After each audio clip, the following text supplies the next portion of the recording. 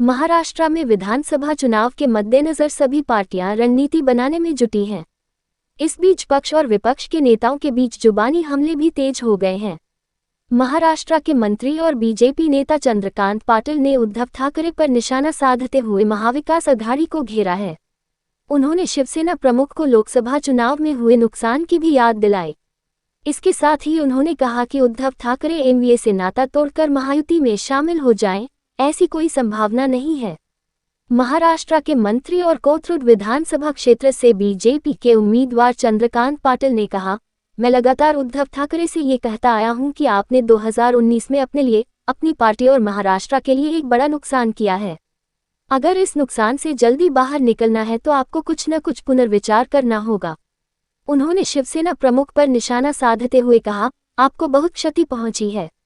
महाविकास अघाड़ी में आपको अपमानित किया जा रहा है। अब शायद उद्धव ठाकरे के लिए पीछे जाने का रास्ता बंद हो गया है। ऐसी कोई संभावना नहीं है कि शिवसेना महाविकास अघाड़ी के साथ गठबंधन तोड़ देगी और महायुति में शामिल हो जाएगी।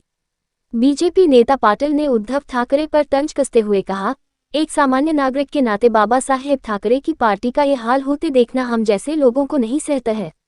इसलिए हम बोलते हैं कि आपके पास पहले लोकसभा में 18 सीटें थीं, अब आपके पास केवल 9 हैं। एकनाथ शिंदे को आपसे 2 लाख वोट ज्यादा मिले हैं। कांग्रेस के पास 1 सीट थी और अब उनके पास 13 हैं।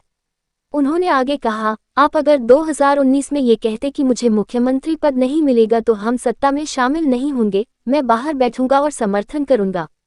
मैं कांग्रेस और एनसीपी के साथ नहीं जाऊंगा, मेरा जमीर इसके लिए परमिशन नहीं देता है। ये भी कहते तो राज्य का दृश्य अभी अलग होता। बता दें कि महाराष्ट्र में 288 विधानसभा सीटों पर चुनाव की तारीखों का ऐलान हो चुका है। राज्य में एक ही चरण में 20 नवंबर को मतदान होगा, जबकि 23 नवंबर को वोटों की गिनती होगी।